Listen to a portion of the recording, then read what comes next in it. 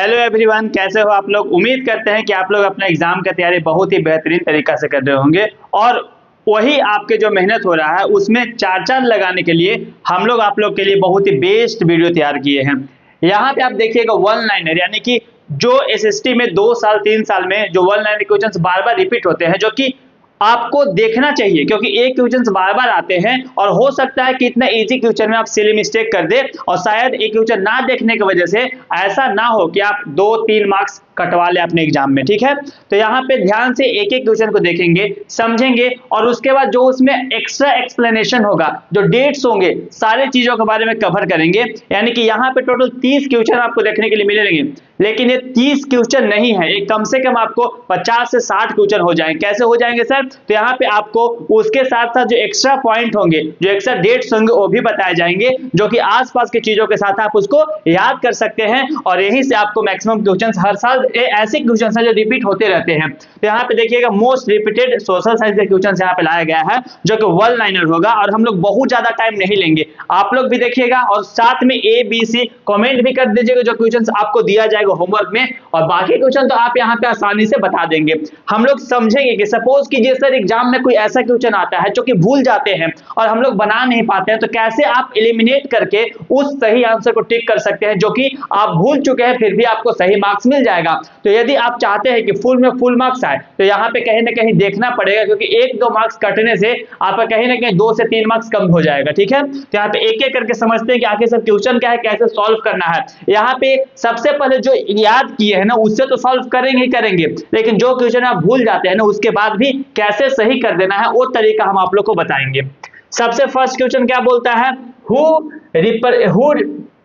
Prepared a series of 4 printing visualisation. याद कीजिए कि सर आप सबसे जब पहला चैप्टर बताए थे हम लोग को, तो हम लोग एक कहानी बताए थे कि एक इंसान था, उसका नाम था फ्रेडरिक सूरो, और सबसे पहले 1848 में 4 प्रिंटिंग को विजुअलाइज करता है जिसमें यूरोपियन सोसाइटी के बारे में सोचता है। सारे चीज समझाए थे। तो भैया तो यहाँ पे आंसर चेक करते हैं कौन कौन सा दिया गया है। ऑटोमन बिस्मार्क क्या बताए थे? तो ये जो था ब्लड एंड आयरन का नीति फॉलो करता है। किसका? ब्लड एंड आयरन का नीति फॉलो करता था। सर ये तो कहीं ना कहीं यूनिफिकेशन में देखने के लिए मिला था सर, अब ये तो यहाँ पे था नहीं, तो ये तो आंसर होगा नहीं सर। तो हाँ चलिए इसको क्या कर देते हैं, हटा देते हैं। सेकेंड है गुसेपे मेज़नी। सर ये भी जर्मनी का शासक था, 1807 में इसका जन्म हुआ था। कहाँ पे? जिनेवा में हुआ था सर। ये 2 सोसाइटी भी बनाया था, सेक्रेट सोसाइटी, इसमें सारे के सारे नेशनलिस्ट लोग शामिल हुए थे सर, जो कि यंग ब्लडेड थे। तो सर ये भी आंसर नहीं होगा।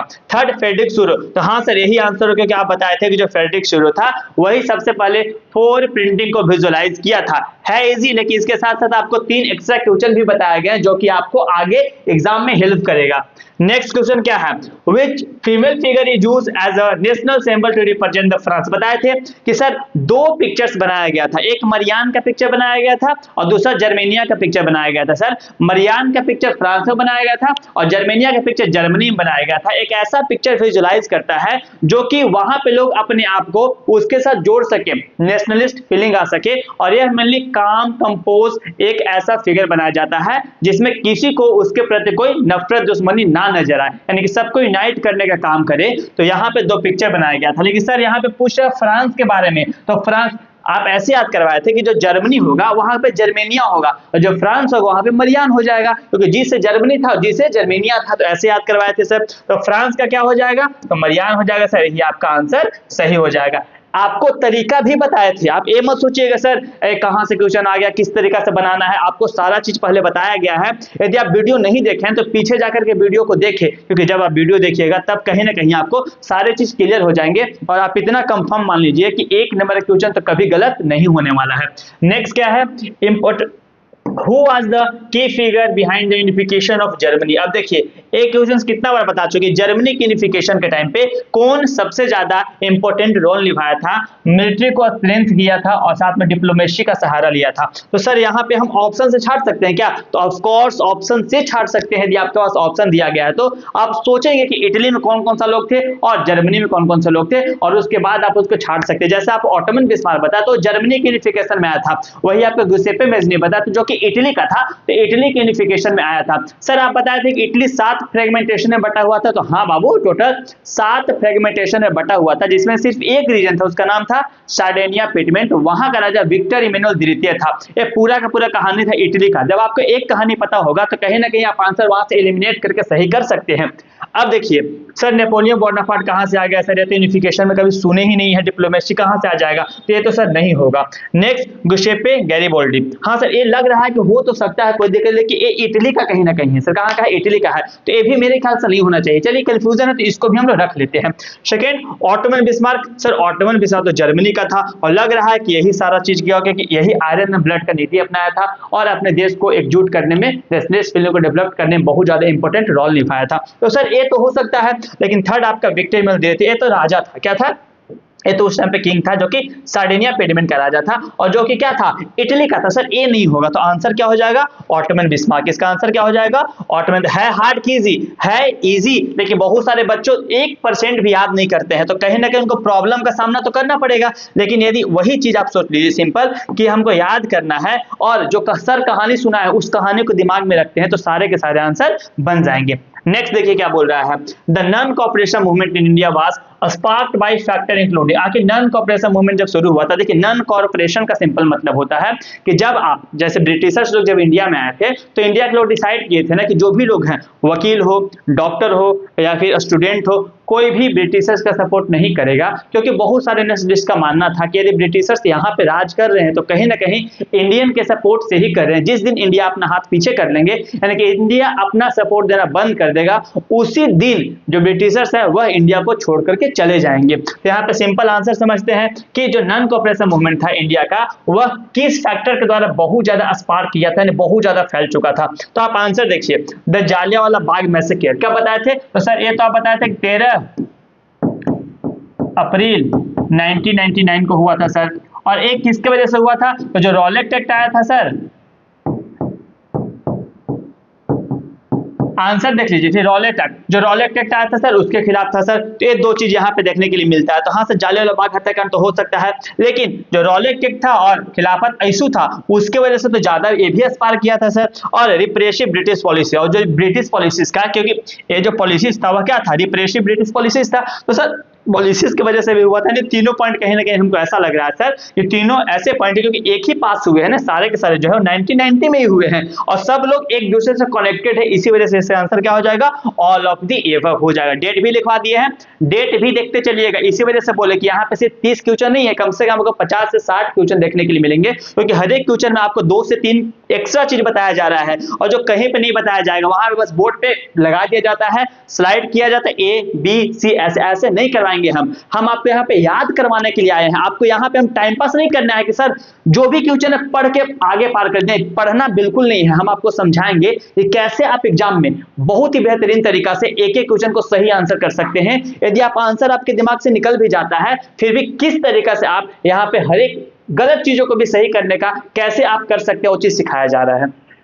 हु लेड द चंपारण सत्याग्रह, देखिए बताए थे कि जैसे गांधी जी इंडिया में आते हैं, तो इंडिया में आने के बाद सबसे पहले एक आध साल देखते हैं इंडिया के बारे में, सोचते हैं क्या कि ब्रिटिशर्स कैसे राज कर रहे हैं, इंडिया को लोग किस तरीके से सपोर्ट कर रहे हैं, और ब्रिटिशर्स किस तरीके से इंडिया के ऊपर रिप्रेसिव पॉलिसीज यूज कर रहा है। तो जब ये सब चीज गांधी जी को पता चलता है, तो गांधी जी सबसे पहले एक लॉ देखते हैं बिहार में, जो कि चंपारण जगह था। उस चंपारण जगह पे क्या देखने के लिए मिलता है कि जो भी किसान थे ना, उनको कहीं ना कहीं नील का खेती करना पड़ रहा था, जो कि जबरदस्ती था, यानी कि 3 कठिया प्रणाली वहां पे उपयोग किया जा रहा था ब्रिटिशर्स के द्वारा जबरदस्ती। यानी किसानों को बोला जाता था कि आपको कुछ भी हो जाए लेकिन 3 कट्ठा में कम से कम खेती नील का करना है, और साथ में उसका पैसा भी नहीं मिलता था। तो जब ये सब चीज गांधी जी देखते हैं, तो वहां पे राजकुमार शुक्ला के बुलाने पे, किसके बुलाने पे, राजकुमार शुक्ला के बुलाने पे चंपारण चले जाते हैं। और जब चंपारण जाते हैं तो वहां पे प्रोटेस्ट करते हैं, लेकिन 3 जगह जाते हैं। सबसे पहले क्या बोले, चंपारण जाते हैं, कलर चेंज कर लेते हैं, ठीक है, आप लोग को दोनों एक ही कलर का दिख रहा होगा, तो एक बार देखिए। सबसे पहले कहां पे जाते हैं, चंपारण में, ठीक है। सबसे पहले गांधी जी कहां जाते हैं, चंपारण में, ठीक है। 1917 में, कब जाते हैं, 1917 में, ठीक है।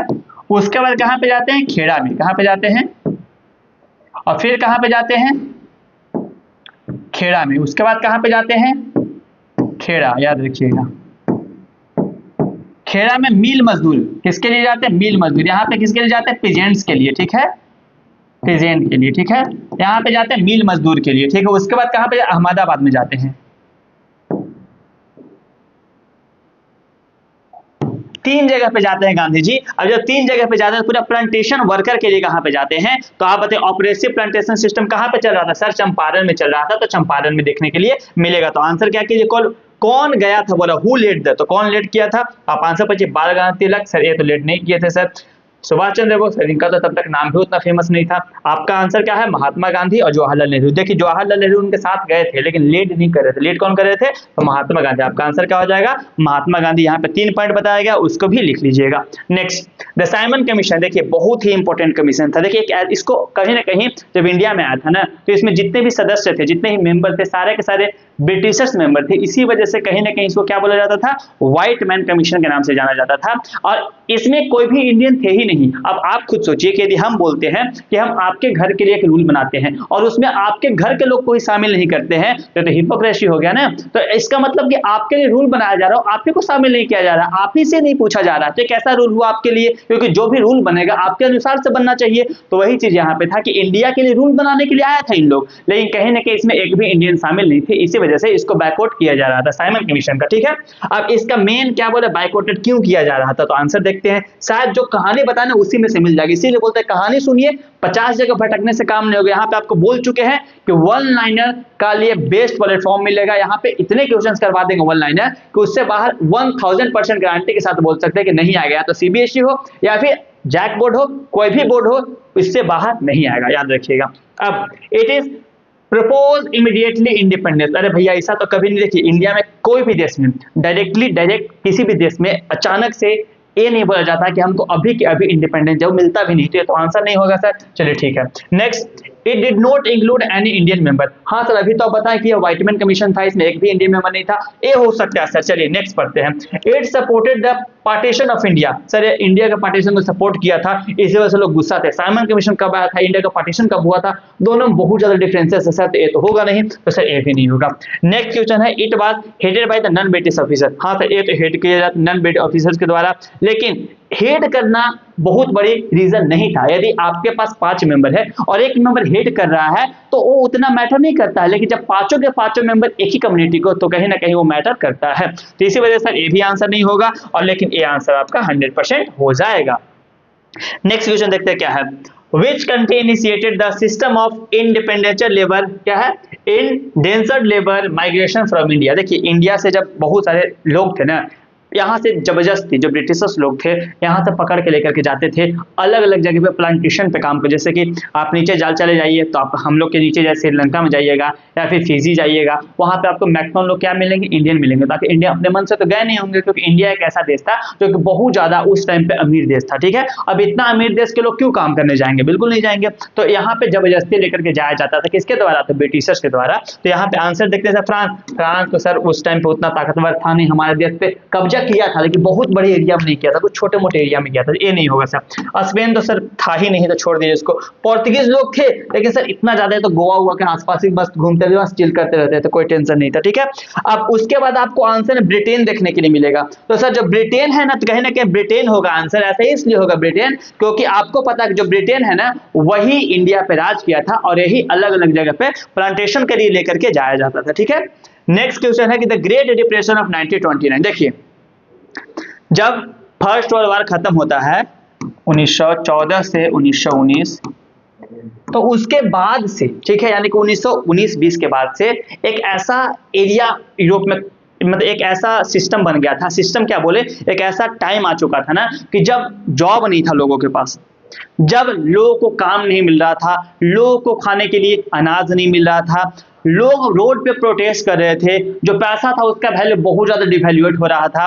तो एक देश आया था सामने, यूएसए। यूएसए उस टाइम पे सबसे खराब स्थिति जर्मनी का था, तो यूएसए सामने आता है, बोलता है कि भैया हम ऐसा करते हैं ना कि आपको सपोर्ट कर देते हैं। लेकिन जब सपोर्ट करता है तो 1-2 साल होता है ना, उसके बाद ही आपको देखने के मिलता है कि 1929 में जो यूएसए था ना वो खुद ही उसका जो स्टॉक मार्केट था क्रैश कर चुका था। अब इसी को ग्रेट डिप्रेशन बोलते हैं। तो जो ग्रेट डिप्रेशन था कहाँ पे आया था सर? तो यूएसए में आया था सर। अभी आप बता चुके हैं, तो इसका आंसर क्या हो जाएगा? जर्मनी में था, लेकिन जर्मनी इतना ज्यादा डिप्रेस था ना कि ग्रेट डिप्रेशन क्या ही बोलेंगे। डिप्रेशन किसको बोलते हैं? यदि आप बचपन से डिप्रेशन में है तो उसको डिप्रेशन नहीं बोलेंगे। यदि आप अच्छे मूड में थे तब डिप्रेशन में गए तब तो डिप्रेशन हुए। जैसे सपोज कीजिए, ऐसे समझाते हैं, आप ये समझ में नहीं आया होगा। जैसे सपोज कीजिए आपको बोलते हैं, आप अपने दोस्त को बोलते हैं कि भाई तुम बहुत अमीर है, तो कैसे पता चला कि वो अमीर है? यदि आप उसको गरीबी में देखे होंगे और फिर अमीरी में देखे होंगे तब तो कंपेयर कर रहे हैं ना कि अमीर है गरीब है। यदि एक चीज को देखते हैं, अमीर को सिर्फ देख रहे हैं, तो आप वहां पे डिफरेंशिएट ही नहीं कर पाते ना। तो डिफरेंशिएट करने के लिए भी एक कम एक ज्यादा होना जरूरी है। तो वही चीज यहाँ पे, जर्मनी बहुत ज्यादा बर्बाद था। यहाँ पे तो लोग बैग भर भर के पैसा लेके जाते थे और वहां पे ब्रेड भी नहीं खरीद पाते थे, इतना ज्यादा इसके पैसा का वैल्यू गिर। जैसा भी वेनेजुएला का हाल देखने के लिए मिल रहा होगा, वही चीज यहाँ पे था। तो आंसर क्या हो जाएगा सर? तो आपका आंसर यूएसए हो जाएगा।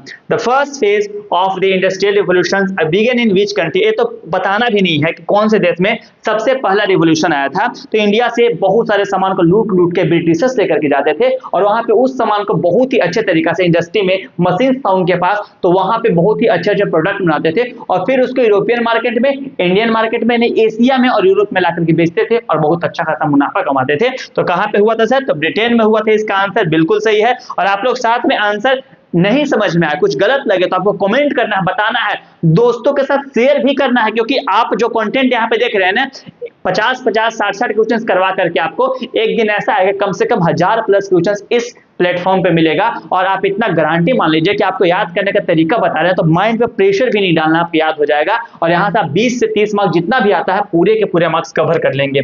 What led to the decline of Indian textile in 90s? देखिए, इंडियन टेक्सटाइल और बांग्लादेश का जो टेक्सटाइल है उस टाइम पे बांग्लादेश में, इंडिया में ही था, तो ये पूरा बहुत ज्यादा फेमस था, बहुत ज्यादा फ्लरिश कर रहा था। बहुत ही बेस्ट क्वालिटी का सिल्क टेक्सटाइल यहाँ पे देखने के लिए मिलता था। लेकिन एक टाइम ऐसा है ना कि इंडिया के टेक्सटाइल का मार्केट बहुत ज्यादा डिक्लाइन किया। डिक्लाइन करने का रीजन क्या था सर? तो सिंपल रीजन यहाँ पे ये था कि जो भी लोकल डिमांड, तो ऐसा नहीं था कि लोकल डिमांड कम हो गया सर तो टेक्सटाइल का पूरा डिक्लाइन कर जाएगा। लोकल डिमांड तो उतना ज्यादा डिफरेंशियल देखने के लिए नहीं मिलता है। Second, competition from British machine made, या यही बता सर, ये जब इंडस्ट्रियलाइजेशन आया था सर, तो यहाँ से सामान खरीद के लेकर के जाते थे, यहाँ से सूत खरीद के लेके जाते थे, यहाँ पे सिल्क खरीद के लेके जाते थे और वहाँ पे अच्छे अच्छे प्रोडक्ट बना देते मशीन से, सस्ता यहाँ पे आके बेच देते थे। क्योंकि जो इंसान, जो किसान, जो बुनकर होते थे ना, वो कहीं ना कहीं हाथ से बनाते थे पेजेंट्स लोग, तो जो कि बहुत ज्यादा महंगा होता था।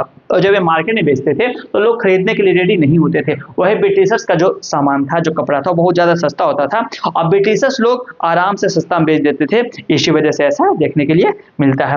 नेक्स्ट देखिए, आंसर क्या हो जाएगा? यही हो जाएगा सर, ठीक है। क्योंकि हाई क्वालिटी ऑफ ट्रेडिंग ऐसा होगा तो सर, हाई क्वालिटी कोई चीज बिकेगा तो डिमांड थोड़ी कम होगा सर, उसका डिमांड बढ़ेगा। जैसे लुई विटॉन का नाम सुने होंगे आप, ठीक है, तो इसका डिमांड बढ़ता है, घटता नहीं है।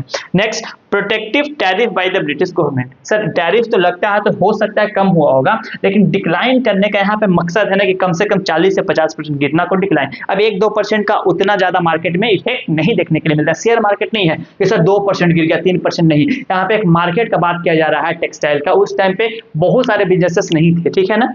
अब who is credited with inventing the printing press in Europe? देखिए, जब आपको इस चैप्टर का वीडियो यहाँ पे मिलेगा तो उसको देखिएगा, प्रिंटिंग कल्चर के बारे में कैसे समझाएं कि प्रिंटिंग कल्चर शुरू हुआ था, सबसे पहले कहाँ पे आया था, जापान में आया था कि चाइना में आया था कि साउथ कोरिया में आया था, सबसे पहले कौन सा किताब लिखा गया था, इंडिया के बुद्धिस्ट लोग कहाँ पे गए थे, सारी चीजों के बारे में समझाएंगे। देख लीजिएगा, डेट के साथ याद हो जाएगा। लेकिन यहाँ पे जो है वो समझिए कि आखिर इन्वेंट कौन किया था। देखिए, स्टार्टिंग में जब प्रिंटिंग कल्चर आया था तो कहीं ना कहीं, जैसे अभी आप अंगूठा लगाते हैं ना, कि ऐसे अंगूठा में एक स्याही घस लिया, फिर ऐसे करके अंगूठा लगा दिए, तो जो अंगूठा लगाते थे ना हम लोग, तो उसी का मेथड्स पहले यूज करते था, इंग्रेव करते थे। जो लकड़ी का वुडन ब्लॉक होता था ना, वहां पे ये सपोज कीजिए कि आपके पास एक वुडन लकड़ी है, उसके ऊपर इंग्रेव किया जाता था लेटर्स को, और फिर वहां पे एक पेपर के ऊपर जाकर के सियोही में डुबो करके उसके ऊपर प्रिंट किया जाता था। इसी को हम लोग वुड ब्लॉक प्रिंटिंग बोलते थे। लेकिन ये बहुत ही स्लो होता था, टाइम कंज्यूमिंग होता था, पैसा ही बहुत ज्यादा लगता था, और साथ में इंसान भी बहुत लंबे टाइम तक काम करते रहते थे, जो कि उतना प्रॉफिटेबल नहीं था, ठीक है। अब देखिए, कौन बनाया था सर? Johannes Gutenberg. सर ये तो आंसर लग रहा है कि हो सकता है। चलिए, मार्टिन लूथर, एक पोइट था, एक राइटर था, जो कि कौन सा किताब लिखे थे? तो 95 thesis,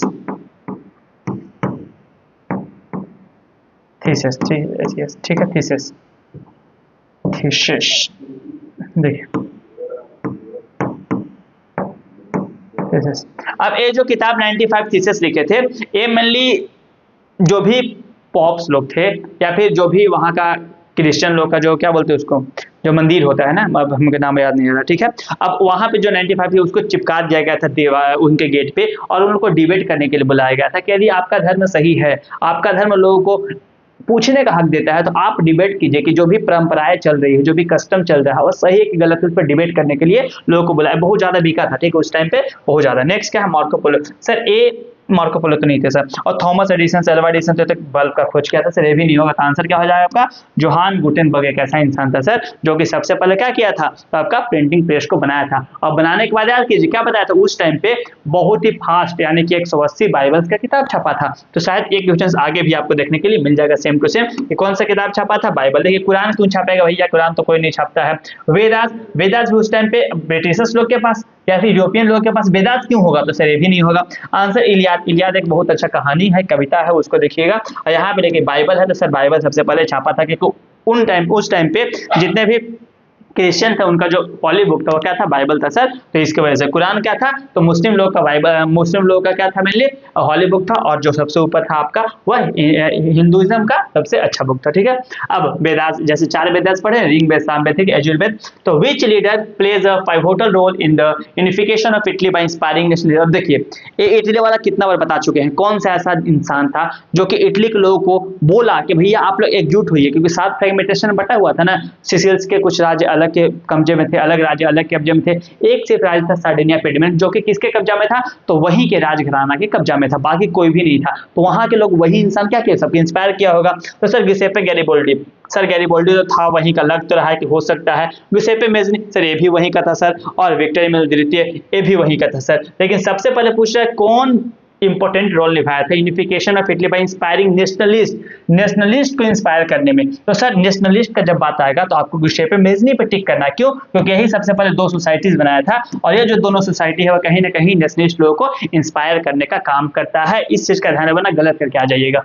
next, which tragic event of 1990 resulting in massive civilian casualty and a stirred national outrage in। अब देखिए पूछ रहा है कि कौन सा ऐसा इवेंट था जो 1990 में हुआ था जिसके वजह से बहुत सारा आउटरेज। तो सर ये तो पहले बता चुके हैं सर, 1990 में रॉलेट एक्ट आया सर। उसको आने के बाद जब ऑपरेसिव रूल्स लाया गया कि किसी भी इंसान को, नेशनलिस्ट को, बिना किसी वजह के, सिर्फ इस नाम पे कि वो प्रोटेस्ट कर रहा था, सरकार के खिलाफ था, तो उसको जेल में डाल दिया जाएगा। तो इसके वजह से ऊपर से 2 साल तक ना तो आप अपील कर सकते हैं, ना ही दलील कर सकते हैं, ना तो आप केस लड़ सकते हैं, बस आपको जेल में रहना होगा चुपचाप, कोई भी सवाल नहीं कर सकते हैं। तो इसको देखते हुए बहुत सारी जगह प्रोटेस्ट होना शुरू हुआ था सर। और उसके बाद 1990 13 अप्रैल को जालियांवाला बाग मैसेकर भी देखने के लिए मिला था सर। तो यहाँ पे आंसर देख लेते हैं कि किसके वजह से हुआ था। दांडी मार्च, ये तो कहा 1930 के आसपास का बात है सर, ये तो होगा नहीं। तो नमक कानून के लिए था, किसके लिए था, शॉर्ट के लिए था सर, ये भी नहीं होगा। मार्च 1930 के आसपास था sir. The non cooperation movement था सर, नॉन कोऑपरेशन मूवमेंट तो 21-21 के पास था सर, ये भी नहीं होगा sir. The Jallianwala Bagh massacre 1919 के आसपास था सर। और द रॉलेट एक्ट, जो बोला सबसे ज्यादा किसमें आउटरेज देखने के लिए मिला था, सबसे ज्यादा सिविलियन का कैजुअलिटी किसमें देखने के लिए मिला था, तो सर रॉलेट एक्ट में तो लोगों को पकड़ा जाता था, मारा थोड़ी जाता था। तो आंसर क्या हो जाएगा, जालियांवाला बाग हत्याकांड। इंसान बताया था कि 2 इंसान था, उनका भी गिरफ्तारी हुआ था। उसका नाम क्या बताया था, सत्यपाल मलिक और सैफुद्दीन किचलू। नाम भी याद रखा कीजिए, क्योंकि जब भी आप जालियांवाला बाग को फ्रेम करेंगे तो आप एक एक पॉइंट को ऊपर से लेते हुए नीचे तक पकड़ाएंगे, किस तरह का शुरू हुआ था, कौन कौन से इंसान शामिल थे, क्यों लोग जमा हुए थे, और कौन इंसान गोली चलाया, कितने लोग मारे गए, और क्या क्या हुआ, सारे चीज को एक्सप्लेन करेंगे, जो बता चुके हैं पहले क्लास में, जाके जरूर देखिएगा। The principle of Satyagraha as introduced by Mahatma Gandhi in west. और बताइए सत्याग्रह का मतलब क्या होता था। सत्याग्रह का उनका सिंपल मानना था कि यदि आप सत्य हैं, आपका जो मोटिव है वह सच्चा है, आप यदि सच्चाई के लिए लड़ रहे हैं, तो आपको झूठ बोलने का, आपको हिंसा करने की जरूरत नहीं पड़ेगा, आपको एक न एक दिन जीत मिलेगा, बस उस सत्याग्रह पे आपको चलना है। इसी को सत्याग्रह बोलते थे, ट्रूथ ऑफ नॉन वायलेंस, ठीक है, यानी कि नॉन वायलेंस और ट्रूथ का खोज को ही क्या बोलते थे सर, तो बोलते थे। अब ऐसे ऑप्शन छाट लीजिए, इजी ऑप्शन है, लेकिन सारे के सारे ऑप्शन प्रीवियस ईयर में जो आए थे ना वही लिए गए, यहाँ पे कोई भी ऑप्शन चेंज नहीं किए गए हैं, सबसे बेस्ट बेहतरीन आपके लिए है। In the Kheda movement. Sir Kheda तो अभी बताया थे सर, गांधी जी के बारे में बोलते तो 3 जगह बताया, अहमदाबाद बताए थे सर, खेड़ा बताए थे और चंपारण बताए थे सर। तो यहाँ पे पूछ रहा है कि जो खेड़ा मूवमेंट था, विच community struggle against oppressive revenue demand was highlighting. तो कौन से लोग थे जो कि डिमांड कर रहे थे कि जो ऑपरेसिव रिवेन्यू है यहाँ पे, यानी हम लोग को खेती हो चाहे नहीं हो, सरकार हमसे रिवेन्यू कलेक्ट कर रही है तो हम लोग कहाँ से देंगे? यदि आपके पास जमीन है, हम जमीन दे दिया आपको और आप उसमें कोई भी चीज उगाते नहीं है, तो उसके बदले पैसे हमको कहां से देंगे? रेंट तो नहीं दे पाइएगा। तो वही चीज यहाँ पे था। तो कौन से लोग थे? Urban industrial worker. Sir workers कहाँ पे आएगा जो खेती करेगा? वर्कर लोग तो जाके इंडस्ट्री में काम करेगा, तो ये तो नहीं होगा सर। स्टूडेंट, सर स्टूडेंट पढ़ाई कर रहा है कि खेती करेगा? आर्टिसन, सर ये भी नहीं होगा सर। आंसर पीजेंट्स है तो पीजेंट्स हो जाएगा। ऐसे छाट के बना सकते हैं और सारे के सारे यही आपको option same to same previous year में है और एग्जाम में भी आएंगे तो सेम टू सेम देखने के लिए मिलेंगे। Which of the following is an example of a biotic resources? Sir biotic, abiotic तो कितना बार बताए हैं। बायोटिक जिसमें लाइफ होता है, बायो का मतलब लाइफ होता है, जिसमें लाइफ होता है उसका बायोटिक बोलते हैं सर। अबायोटिक जिसमें लाइफ नहीं होता है, जिसमें लाइफ है सर सड़ जाएगा, गल जाएगा, खत्म हो जाएगा। लेकिन जिसमें लाइफ नहीं है, लाइफ वो भी सड़ेगा गलेगा, ठीक है, और वो भी सड़ेगा। ऐसा नहीं कि जो अबायोटिक है सड़ेगा ही नहीं गलेगा, ठीक है। अबायोटिक का मतलब जिसमें लाइफ नहीं है। लेकिन आप ऐसे सोचिए कि सर जो अबायोटिक है वो तो बायोटिक से बना होगा तभी गलेगा सड़ेगा, हाँ तो ये भी सही है। लेकिन अबायोटिक ऐसे देखिएगा तो पत्थर हो गया, मिनरल्स हो गया, वो प्योर अबायोटिक आएगा। लेकिन एक अबायोटिक जिसमें लाइफ नहीं है, लेकिन ऐसे समझिए कि पेड़ पौधा है, पेड़ पौधा काट के लकड़ी बनाते हैं, टेबल बनाते हैं, तो उसमें तो लाइफ नहीं है, लेकिन बना किससे है? बायोटिक से। इसी वजह से उसको भी बायोटिक में ही गिनेंगे, इसका ध्यान रखिएगा। अब आंसर देखेंगे सर, कोल तो अबायोटिक तो न सड़ेगा सर न गलेगा सर, तो ये भी नहीं हो सर। अब क्या है सर दूसरा?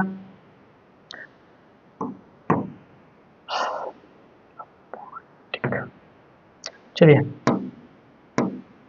अबायोटिक, ठीक है, अबायोटिक होगा सर। सेकेंड मिनरल, सर ये भी तो सर सेम ही होता है सर, मिनरल्स हो या फिर पत्थर हो सेम ही होगा सर। उसके बाद क्या है सर? फॉरेस्ट। सर ये तो लग रहा है कि बायोटिक हो जाएगा। चलिए ये तो बायोटिक हो जाएगा सर, क्योंकि फॉरेस्ट है तो इसमें फॉरेस्ट किससे बनता है सर? तो फॉरेस्ट तो बनता है आपका क्या बोलते हैं, जितने भी पेड़ पौधा उनसे बनता है सर, तो खत्म हो जाएगा सर। वाटर, सर वाटर भी अबायोटिक है सर, ठीक है। तो आपका आंसर क्या हो जाएगा भैया? तो आंसर फॉरेस्ट हो जाएगा। इजी है कि हार्ड है इजी, लेकिन बच्चे लोग बहुत ज्यादा गलत करते हैं। धीरे धीरे करके 50-50-50 करके अब कम से कम 1000 प्लस, कितना 1000 प्लस एग्जाम खत्म होने तक सारे प्रीवियस ईयर क्वेश्चन करवा दिए जाएंगे। यहाँ से आप इतना कंफर्म मानिए कि यदि आप यहाँ पे सीरीज देख लेते हैं, पूरा एक सीरीज है वन लाइनर का, यदि ये सीरीज कंप्लीट कर लेते हैं तो आप सीबीएसई बोर्ड में हो या फिर आप बिहार बोर्ड में हो या फिर आप झारखंड बोर्ड में हो। आप झारखंड बोर्ड वाले तो इतना समझ लीजिए ना कि जो झारखंड बोर्ड की तैयारी कर रहे हैं, यदि यहाँ से 1000 क्वेश्चंस का कॉम्पिलेशन देख करके चले गए तो आपका 30 में 30 1000% बन जाएगा, बिना किसी झिझक के, बिना किसी परेशानी के। अब देखिए, the primary cause of land degradation in many region, बहुत सारे रीजन में अलग अलग तरीका से लैंड डिग्रेडेशन होता है। जैसे आपको बताए थे कि आप 3-4 स्टेट, जैसे छत्तीसगढ़ में चले गए, उड़ीसा में चले गए, झारखंड में चले गए, ठीक है, ये सब ऐसे राज्य है, कर्नाटका हो गया, ये सब ऐसे राज्य जहां पे माइनिंग की वजह से लैंड डिग्रेडेशन होता है। किसके वजह से? माइनिंग की वजह से। भैया और बताए थे कि जो ऊपर का रीजन एल्यूवियल सॉइल वाला है, जैसे कि वेस्टर्न उत्तर प्रदेश हो गया सर, और क्या बताए थे? तो आपको हरियाणा हो गया सर, और क्या बताए थे? तो पंजाब बताए थे भैया।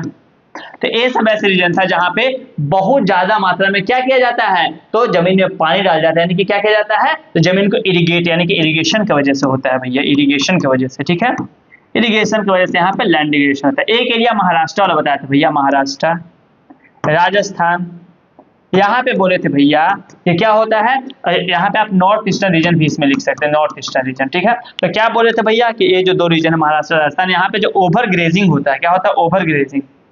अब ओवर ग्रेजिंग क्या बताए थे? ध्यान होगा तो देखिए, ओवर ग्रेजिंग का मतलब होता है कि जब जानवरों को लेकर के जाया जाता है, जानवर जब वहां पे चढ़ते हैं तो छोटे छोटे घास होते हैं ना, वो कुबड़ जाते हैं, जो कि मिट्टी को होल्ड करके रखते हैं, तो वहां पे भी इसके वजह से क्या देखने के लिए मिलता है? तो लैंड डिग्रेडेशन देखने के लिए मिलता है।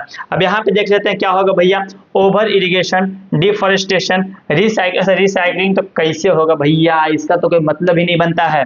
अर्बनाइजेशन, अब इससे होता है लेकिन बहुत ज्यादा एरिया में नहीं होता है, ठीक है। अब उसके बाद डिफॉरेस्टेशन बचा, ओवर इरिगेशन। अब देखिए कोई एक पार्टिकुलर एरिया के बारे में नहीं पूछ रहा है तो ओवर इरिगेशन को नहीं मानेंगे, तो यहाँ पे आंसर का डिफॉरेस्टेशन की वजह से ही होता है, क्योंकि जहाँ पे माइनिंग होगा वहां पे डिफॉरेस्टेशन होगा, तो इसकी वजह से देखने के लिए मिलेगा। आंसर क्या हो जाएगा? तो डिफॉरेस्टेशन हो जाएगा। Which type of forest is not officially recognise. देखिए आपको 3 टाइप का टोटल फॉरेस्ट देखने के लिए मिले जो कि ऑफिशियली रिकॉग्नाइज किए गए हैं। तो यहाँ पूछा कौन सा ऐसा फॉरेस्ट जिसको रिकॉग्नाइज नहीं किया गया है। पहला रिजर्व। सर रिजर्व तो होता है, हम लोग कितना बार सुने हैं बाहर रिजर्व के बारे में, तो ये तो हो जाएगा भैया, ये आंसर नहीं हो सकता, ठीक है, इसको आंसर नहीं मानेंगे। सेकेंड प्रोटेक्टेड फॉरेस्ट, तो सर प्रोटेक्टेड है तो ये तो 100% नहीं होगा। अनक्लास फॉरेस्ट, ये भी पढ़े थे कि तीसरा टाइप का फॉरेस्ट होता है अनक्लास, यही 3 तो पढ़े थे भैया। ये पहला होता है रिजर्व, दूसरा होता है प्रोटेक्टेड, तीसरा होता है अनक्लास, यानी कि तीनों में से तीनों आंसर नहीं हो, क्योंकि नोट पूछ रहा है। तो आंसर क्या हो जाएगा आपका, तो आंसर नंबर 4 यानी कि कल्टिवेटेड फॉरेस्ट। जो कल्टिवेटेड फॉरेस्ट होता है उसको एक स्पेशलाइज्ड दर्जा नहीं दिया गया है।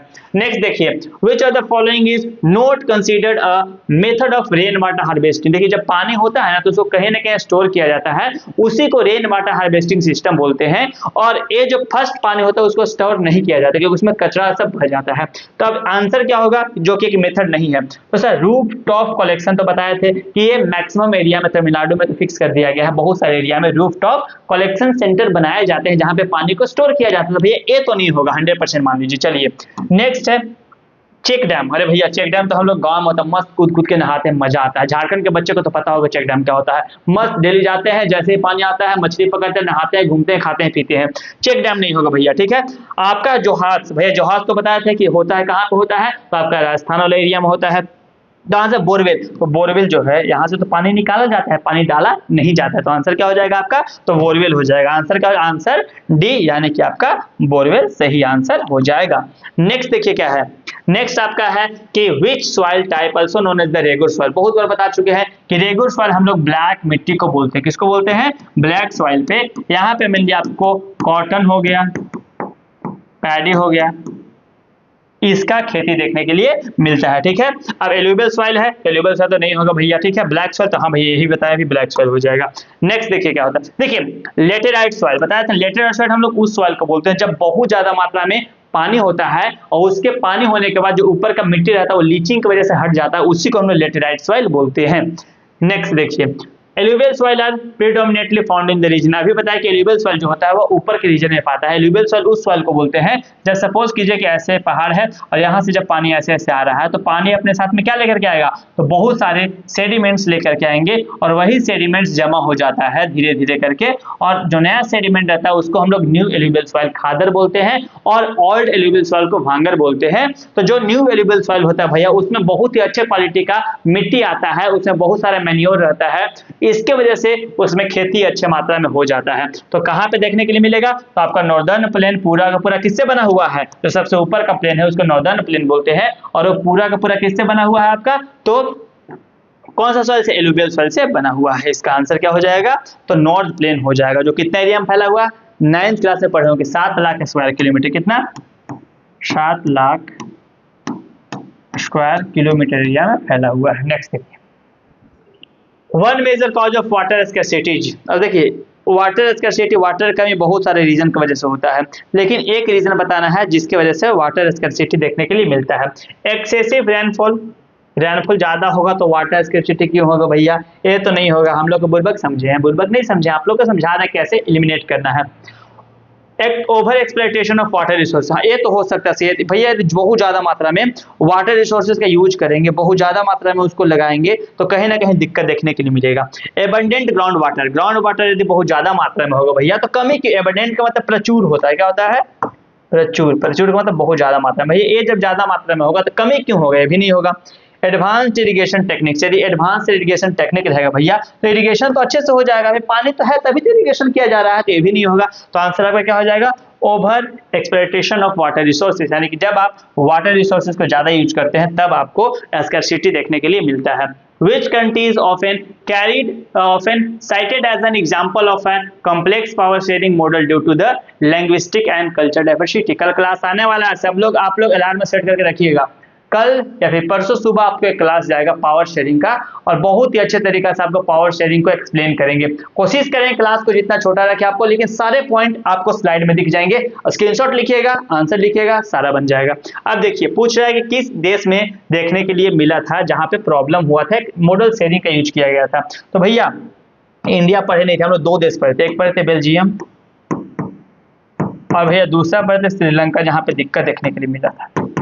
श्रीलंका में तो समझिए कि इतना प्रॉब्लम हुआ था भैया कि बोल नहीं सकते, तो ये तो आंसर होगा नहीं। पावर शेयरिंग का तो सबसे बेकार नमूना माना जाता है, इसको तो नहीं मानेंगे। तो आंसर बेल्जियम हो जाएगा, जो कि बहुत ही सोच समझ से हर एक लोगों को इस तरीका से रिसोर्सेस, इस तरीका से पोस्ट, इस तरीका से पावर को बांटा था कि किसी को कोई भी प्रॉब्लम देखने के लिए नहीं मिला था। In a federal system which of the following is not a characteristic features.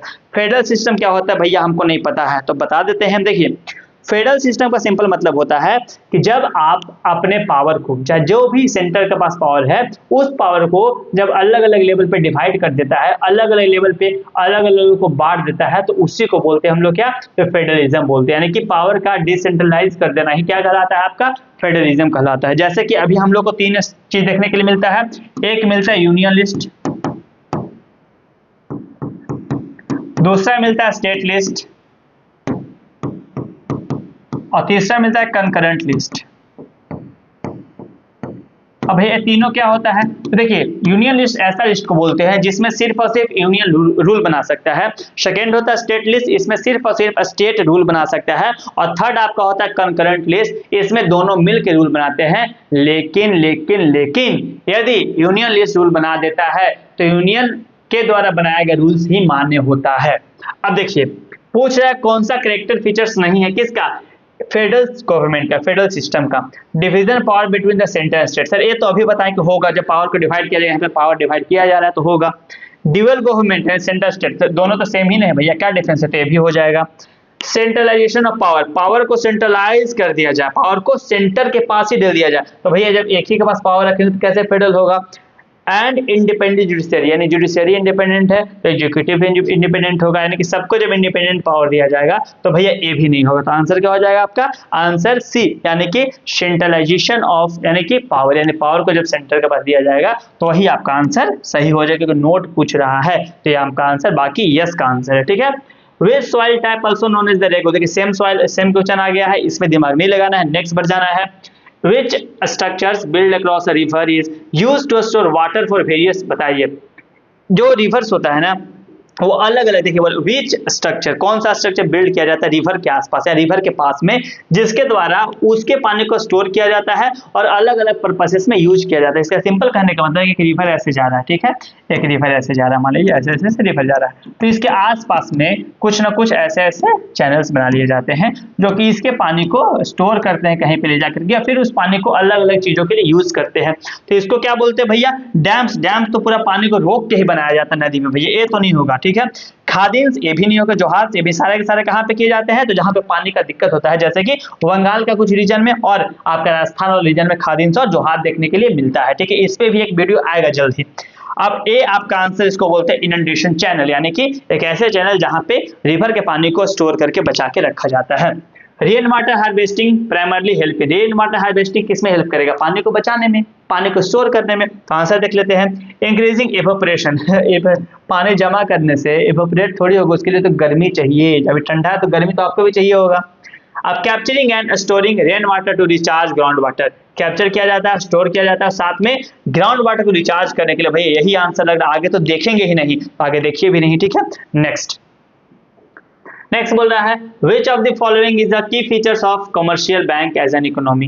देखिए पूरा समझाए थे बैंक के बारे में कि जो बैंक होता है आरबीआई वो सबसे ऊपर होता है, यानी कि वही डिसाइड करता है करेंसीज कितना बनेगा, करेंसी को मेंटेन कैसे करना है, अलग अलग बैंक का रूल क्या होगा, कौन कितना पैसा दे सकता है, कौन कितना पैसा ले सकता है, इंटरेस्ट रेट क्या होगा, और सारी चीजों को डिसाइड करने वाला आरबीआई होता है। उसके अंदर में बहुत सारे बैंक होते हैं, जिसमें से एक बैंक कमर्शियल बैंक होता है। कमर्शियल बैंक का मेन काम होता है मनी को प्रिंट करने का काम, तो होता नहीं आरबीआई को होता, तो भैया ये तो नहीं होगा। ठीक है, आप पहले बता चुके, इतना तो हमको पता है। रेगुलेटरी इंटरेस्ट रेट, अब देखिए अभी बताया आपके इंटरेस्ट रेट सबको सारा का सारा काम करने का, रूल बनाने का काम किसका होता है, रूल बनाने का काम भैया आरबीआई का होता है, तो ये भी नहीं होगा। ठीक है, next question, mobilising saving and providing credit, ये तो हो सकता है कि पैसा को लेता है, जमा करता है और साथ में क्रेडिट प्रोवाइड करता है। नेक्स्ट है controlling government physical policy, government का फिजिकल पॉलिसी ये डिसाइड करेगा भैया। हाँ बताइए, नहीं करेगा कौन? आरबीआई करता है, ये नहीं करता है, ठीक है। और साथ में कौन करता है? तो जो आपका फाइनेंस मिनिस्टर है वो करता है, तो ये लोग मिलकर करते हैं, ये तो बिल्कुल नहीं करता। तो आंसर क्या हो जाएगा आपका? तो मोबिलाइज करता है, पैसे को जमा करता है, जो भी लोगों के पास एक्स्ट्रा होता है वो लोग जमा करते हैं, उसके बदले में उनको इंटरेस्ट रेट मिलता है, और या फिर जिसको जरूरत होता है उसको पैसा देता है, और उसके बदले में बैंक को इंटरेस्ट रेट मिलता है, और उसके बीच का जो डिफरेंस होता है भैया उसी से तो पैसा कमाता है। तो यह चीज बता चुके थे आपको। नेक्स्ट आपका है जो कि लास्ट क्वेश्चन है, और यदि आप 32 के 32 क्वेश्चन देख लिए हैं तो आप इतना समझिए कि इसमें बहुत सारा चीजों के बारे में, आसपास की चीजों के बारे में आपको पता चला होगा, और कहीं ना कहीं आपको इसके सहारे 50 के 60 के आसपास क्वेश्चन तैयार हो चुके होंगे। और आप जब प्रीवियस ईयर लगाइएगा और ये सब क्वेश्चन आएगा तो आप देखते ही आंसर मार देंगे, और आपको इजी लगेगा। यदि नहीं पढ़े रहते तो यही क्वेश्चन आपको बहुत ज्यादा हार्ड लगता है, जो कि बहुत ज्यादा इजी हो गया। कैसे एलिमिनेट करना वो भी सिखाया गया है। और लास्ट क्वेश्चन क्या है? Which of the following best describe the role of advertising in the industry age. अब देखिए इंडस्ट्रियल एज में चाहे अभी भी मेनली एडवर्टाइजमेंट का काम क्या होता है? एडवर्टाइजमेंट का सिंपल काम होता है कि लोगों के पास हम पहुंचे, लोग हमको जाने कि हम आखिर क्या उनको देना चाहते हैं। जैसे हम लोग बोलते हैं हमेशा कि भैया आप कमेंट कीजिए, लाइक कीजिए, सब्सक्राइब कीजिए। ऐसा क्यों बोलते हैं? क्योंकि आपको हम लोग के बारे में पता चले कि हम लोग जो भी चीज लेकर के आए हैं वो आपके लिए कितना ज्यादा बेनिफिशियल हो सकता है, किस तरीके से कंटेंट तैयार किया जाता है। जब तक आपके पास जाएगा नहीं, एडवर्टाइज नहीं होगा, तब तक कैसे आपको पता चलेगा कि हम लोग क्या पढ़ा रहे हैं, क्या नहीं पढ़ा रहे हैं। चैनल तो बहुत सारे हैं, हम लोग भी एक चैनल है उसी में, लेकिन आपको हम अपना कंटेंट दिखा रहे हैं कि भैया आप देखिए आपको कैसे प्रीवियस ईयर लेकर के आया जा रहा है। यहाँ पे बिल्कुल भी बेफालतू चीज नहीं हो रहा है, आपको कहीं ना कहीं सीरीज फॉलो करना पड़ेगा, और तब जाकर के रिजेक्ट बोर्ड के बच्चे तो 30 में 30 आ जाएगा वन लाइनर, और जो सीबीएसई के बच्चे 20 में 20 100% आने वाला है, ठीक है। नेक्स्ट देखिए, अब बोल रहा है क्या कर रहा है, तो मेनली ओनली प्रमोट। ऐसा तो नहीं सर एडवर्टाइजमेंट सिर्फ और सिर्फ लग्जरी गुड्स का होता है, पान पराग का तो कितना सारा हो रहा है सर, अलग अलग चीजों के, तो बिल्कुल नहीं होगा। They created new consumer need and expand market, हाँ ये हो सकता है भैया। चलिए नेक्स्ट देखिए, they were used solely for political propaganda के लिए थोड़ी यूज होता है भैया, राहुल गांधी थोड़ी है, नहीं होगा। दे डिस्करेज मास प्रोडक्शन, ऐसा नहीं है कि मास प्रोडक्शन को डिस्करेज कर देगा एडवर्टाइज करने से। तो आंसर क्या हो जाएगा भैया? ये होगा कि ये नया कंज्यूमर को क्रिएट करता है, सबके पास जाकर बताता है कि भैया आपके लिए हम एक नया चीज लेकर के आए हैं, देखिए पसंद कीजिए, यदि अच्छा लगता है तो यूज करने के बाद फिर से दोबारा आइए और यूज कीजिए। ये पूरा चैप्टर था, इसमें मैक्सिमम 30 क्वेश्चन लिए गए थे, और 30 में से जो भी एक्स्ट्रा क्वेश्चन बन पड़ते थे, जो भी कहानी बन पड़ता था, उसका एक्सप्लेन किया गया है कि आपको उससे रिलेटेड यदि कोई भी क्वेश्चन मिल जाए तो आप आराम से आंसर कर सकते हैं। यहां तक पूरा का पूरा चैप्टर था। अब ऐसे ही पूरे कम से कम 20 से 30 वीडियो आएंगे जिसमें सारे के सारे वन लाइन आपको कंप्लीट करवाया जाएगा। और ये हमेशा वीडियो ध्यान रखिए कि जब भी वीडियो वन लाइनर का है तो आपको एक बार जरूर देखना है, जिससे आपको एग्जाम में सफलता अच्छे तरीके से मिल सके और आप एग्जाम में फुल स्कोर कर सके।